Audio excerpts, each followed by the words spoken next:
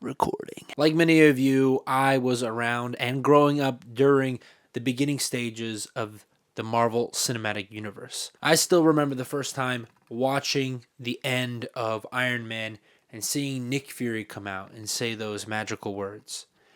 Avengers Initiative. To be fair, I was a little bit late to the party. We didn't go to the movie theater very often. My parents thought it was a waste of time, a waste of money, but I could get them to go to the library because I would tell them, oh, I need books. I need books for school. In reality, I was slipping in a couple of DVDs. I also never really read any of the comics growing up. My exposure to many of these characters are from lunchboxes, action figures, and the occasional pajamas at a sleepover. But just like many of us, I was hooked right from the beginning. Those first few movies leading up, especially to their first Avengers movie where they do that panning shot around all of them. It was incredible, and I was a fan from that moment onward, somewhere in 2012. And as the years went on, as the story grew, I grew with the story, and I loved it. I enjoyed every single moment. And even as I got older and I realized that a lot of these stories were deeply flawed, and many of them were highly repetitive. I didn't really care back in like 2015, 16, 17. If you were watching these movies, you loved them for what they stood for, the unique aspect that these brought to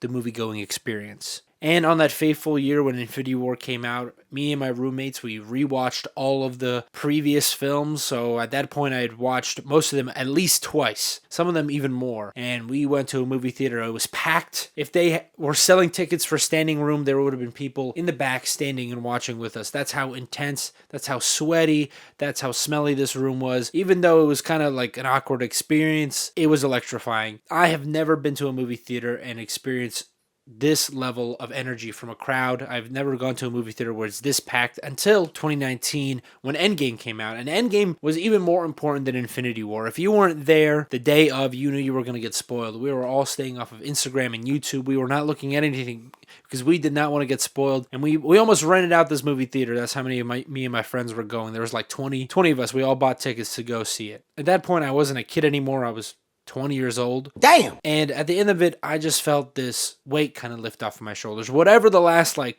10-ish years of my life to these movies was, I knew it was over. Then 2020 rolled around, I was in college, COVID happened, and we all had so much extra time, and Disney decided to fill up that time with TV shows. And right from the get-go, I tried to get invested into these shows, tried to get invested into these stories, but I couldn't. I had the time, just like all of us, but at that point, it just felt like homework. Not only were they expecting me to watch these movies in the theater or also rent them from them, but I also had to spend hours watching these TV shows. And if we're being honest, a lot of these shows were just not that good. Most of them were just stretched out movies. And the thing that I liked about the MCU ended up being the thing that I no longer enjoyed about it. And it's the fact that it just kept on expanding and growing larger. But I didn't initially understand why. You would think if the story gets bigger, if the universe gets bigger, there just would be certain aspects that I enjoy and ignore other aspects. But there was something about it that I just couldn't ignore. And I just started realizing more and more flaws. And I went from being a dedicated fan to a dedicated hater. And that's what this video is all about. But in all seriousness, I wanted to talk about maybe 2 or 3 points on why the Marvel Cinematic Universe struggles, even though they're really the originators of it, and why it seems like no other universe, no other franchise can get up off the ground as well. And what inspired this video is something that I saw, an article online. I'm a huge Dune fan. My first exposure was to Part 1, the movie by Villeneuve, and I fell in love with it, so I read all 6 books within about a year. Reread the first one and was so hyped for the second part 2 by Villeneuve, and I loved it as well. So this story is my favorite sci-fi story of all time, which is not a unique take. There's a reason why Dune is the #1 selling sci-fi novel. Many people agree with that opinion. There's a reason why it's so popular. But then I see articles like expanding the Dune universe, or the Dune universe just got so much bigger. And it really irked me. It really got me angry. It's almost, I felt like we live in some kind of weird madhouse. And I know what you're thinking. These are just movies, they're just TV shows. They're not that big of a deal. And I agree. But what am I going to talk about? Politics? The economy?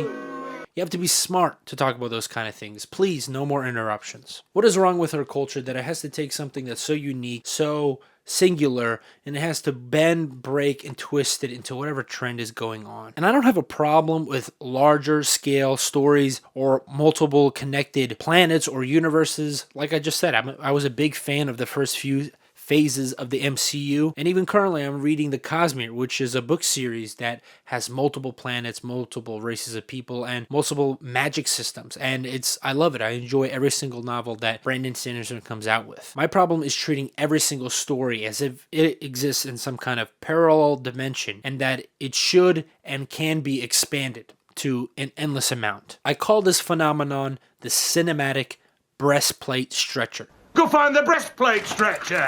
Now! I know, that name's a little clunky, but I think it's funny and it gets the point across. Not every story can be a cinematic universe, but why not? Why can't we have Shrek, Frankenstein, and Mike Wazowski team up to defeat the evil gingers trying to steal our souls, the Green Guy universe? Well, first of all, to state the obvious, if you didn't plan your individual stories to later on come together, it just won't work out. There will be plots, rules, and certain character moments that, once they come together, will overlap or thin out in a way that will cheapen and negate what has come before. Just how you can't take a specific piece of armor that was fitted for one individual person and just stretch it, and it ends up just weakening the material and making it useless to what its original purpose was. And the same goes for stories. Once you set certain expectations, once your world has specific rules, you can't go back on it. Which brings me to my second point, which I feel is the more important point. This is less to do with world building and more of a meta idea when it comes to storytelling in general, and something that a lot of storytellers often forget. Stories are lies that tell the truth. What does that mean? Whenever you read a book or watch a TV show or a movie, you're not actually watching a 100% realistic depiction of the real world. Fiction is just another one of the tools that we use to explain, see, and understand what logic and reason can't fully comprehend. Obviously, you're using your eyes, you're using your logic to understand the words or the images on the screen, but the portrayal of the characters in the storyline are not going to be 100% accurate to real life, because if it were, not only would it lose all of its magic, but if it was just like real life, why would you need a story? The best way to explain is with an example. Ratatouille is not a realistic story. There's no place in Paris where rats gain the ability to talk and form communities in the same way as humans. They can't move things the same way they do with their hands. They don't know how to cook, and we know for a fact that pulling on one's hair does not control their muscles. What? In fact, we know that the images that we're seeing on the screen are not real recordings. They're mostly computer-generated images that are laid on top of each other to make the illusion of movement, and all the sound that we're hearing is either also completely made up or pre-recorded and thrown on top. Thanks, Captain Obvious. Hopefully that's not new news to you, but even with all that fantasy, even with all those fictional elements, Ratatouille reminds you what it's like to make a great meal, what it feels like to be important, to be special to the people around you, to your community. And it also reminds you the length that you will go for the things that you're passionate about. It will even endanger the very life that we hold so dear.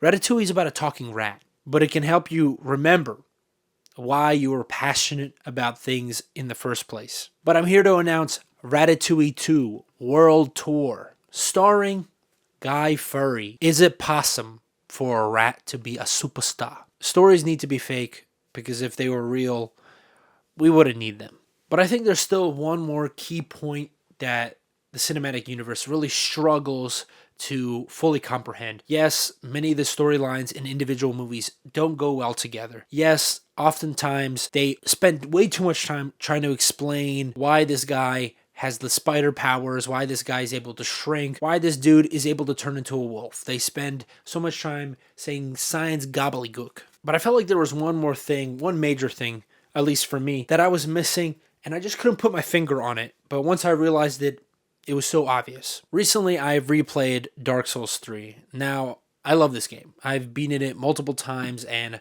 I think for the most part, I've seen every corner of this world that they've created. It's perfectly paced. I love the style of it. I love the artwork. I love the action in it. And it's a reason why it's one of the most popular games of all time. But even on this most recent playthrough, even though I know exactly what's going to happen, I know every single moment, I've done it multiple times. He dodged me. I felt like I enjoyed it more than I did the first time I played it. Strange, right? How does a video game that I've played before get better through time? How is something that's become obvious and mundane, or at least the same as before, how does it get better through time? Well, just like many people, I played Elden Ring as well. And it's a great game. I've been having a lot of fun with it. I have yet to beat it. And the main reason is because it takes so many hours to beat it. I've already dumped 120 hours into the game. I gotta pump those numbers up. Those are rookie numbers in this racket. And have yet to even come halfway through the game. And that's mainly because I like to explore every single corner of the world. A game like Dark Souls, that works pretty well. Even if you were to explore every single section, you might only spend 40 or 60 hours. I also play all the optional bosses. I really enjoy that in Dark Souls. But I had to stop because in Elden Ring, many of the bosses just started becoming repetitive. And I had to stop exploring every corner of the map because the corners started to seem similar. Now, this is not just a problem with Elden Ring, but with a lot of open world games. The more expansive your world becomes, the less time you're able to spend on each individual detail. And so many elements start becoming repetitive. You end up fighting many of the same enemies, many of the same bosses over and over and over again. And it's not really the problem with the bosses themselves, but it's really the spaces in between that really just feel like a waste of time. And I think this is a perfect parallel to the Marvel Cinematic Universe, and if the DC Universe ever gets there. Their movies have gotten so big, their story has gotten so large, that the spaces in between the stories just do not matter anymore. The only major difference is that in a video game, I really don't have to play every single corner of the world. I pretty much know all the parts that I need to go to. I'm over leveled for most of the parts in Elden Ring. But with the MCU, if you miss one movie, you might not be caught up. Like I recently watched Venom, and there were multiple elements in the movie that I weren't sure, is this something that I missed from another movie, or is this intentionally mysterious because the movie will solve it? The movie ends and there was like 3 things that they never solved, and then there was 2 post-credit scenes. This movie is 2 hours long, and yet they advertised about 5 other movies within this one movie. Why would I put any more time into something like this where the spaces in between the movies are so vast and so empty? Now granted, world building is a lot of fun, and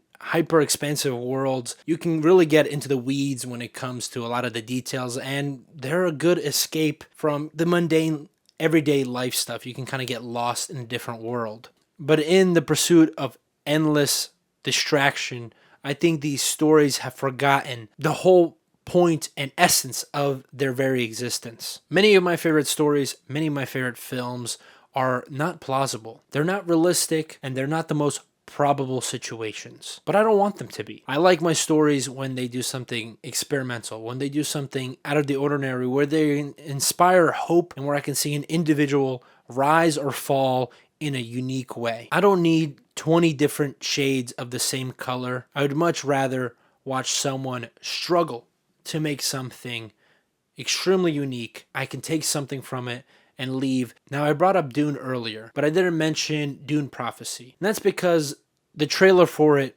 as I was writing this script, seemed very promising. And I just watched the first episode the other night, and I would say 90% of it is really great. Not crazy about the opening montage, lore dump, nor do I really like that club scene that they had randomly. They had like flying Teslas. But for the most part, it was actually really good. And I'm excited to see what this show has, though I will be worried that at any moment it will just become space Game of Thrones. I'll be watching it like this. But I'm excited, and hopefully it will be good. So what's the conclusion to this video? Well, in reality, I just wanted to complain about some of the new insights that I've recently been having about the most recent Marvel movies that I've seen, and just how tired I am of being sold a product every single time I go to the movie theater, where it just seems like I'm watching a 2-hour ad for the next 2-hour ad. And I'm hoping that other people will watch this and they will also start yearning for a more personal experience. What can we do about these big franchises and the money that's just pouring endlessly into them? Not much.